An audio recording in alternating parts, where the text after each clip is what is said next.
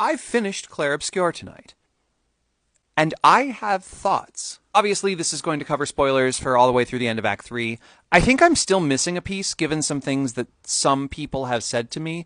That's like a side content thing, but more on that later. Mostly this is going to be covering the main plot and the end of the game. I'm going to make another video later that discusses some of the metaphors for grief in a broader sense and how they apply to different things in the real world that can be pulled from it. But this video, I want to focus just on the ending. This is a game that your ending has a choice. And the first thing that I need to say about this is I don't think the game itself lends itself to there not being a right or wrong answer to this. See, as you're leading up to the finale and we're talking about grief and the ways people cope and not just cope but move forward with their lives or even find something else to fill a space that grief leaves with us, one of the things this game does really well is something every character understands via painter's magic or otherwise, is that the people inside the painting are real. They are real. They are not fictional. They were created, but they have souls and feelings and lives and memories. They love and they hate and they live and they die. They are real. When this choice is inevitably presented to you, a world in which, Alicia or Mael's life continues forward outside of the painting and the painting ceases to be, or a world in which she lives inside the painting, and so the canvas world continues, the game sets itself up all the way up to that as there not being a right answer. Going into it, I made the statement that I don't think there is a right answer, because either you wipe out hundreds of thousands of people that still remain in the canvas on top of destroying the last piece of a loved one's soul.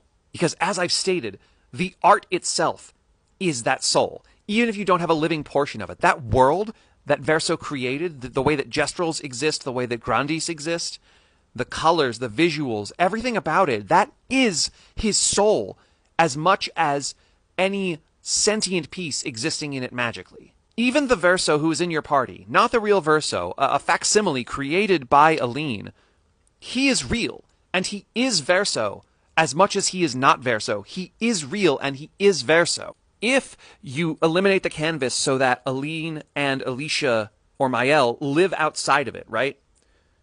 You have slaughtered an entire civilization and destroyed a soul. Conversely, to stay in the painting in some ways denies reality of the outside world in some regards, but it also, you lose that life that is Mael's. In some ways, it puts a certain terminal on it, whereas outside she has a more questioning.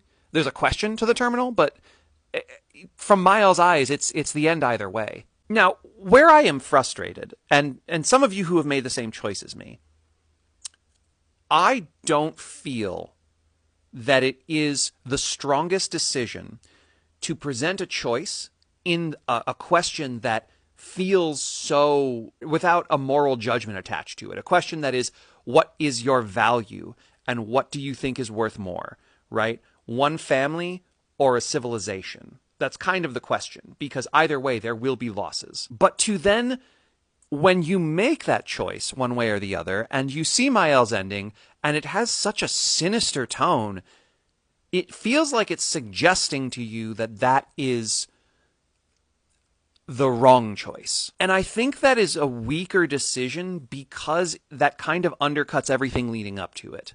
Moreover, the question of Mael's autonomy goes ignored, which is a very important one, while the fact that it addresses Verso's autonomy feels suddenly like we've switched the conversation. Whereas there is a more hopeful message of moving on if you take Verso's side. To me, that ending, I think, is perfectly fine. I just think if that ending was going to be moralized as a superior option, it would have been a stronger decision to not have the choice made at all.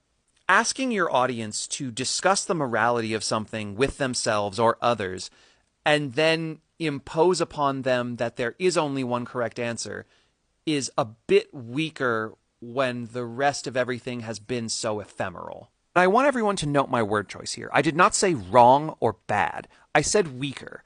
I think, with the point that I interpreted that they were trying to make, if they wanted to make that point more distinct, it would have been a stronger option to do something different. Despite that, for me, this is a phenomenal game.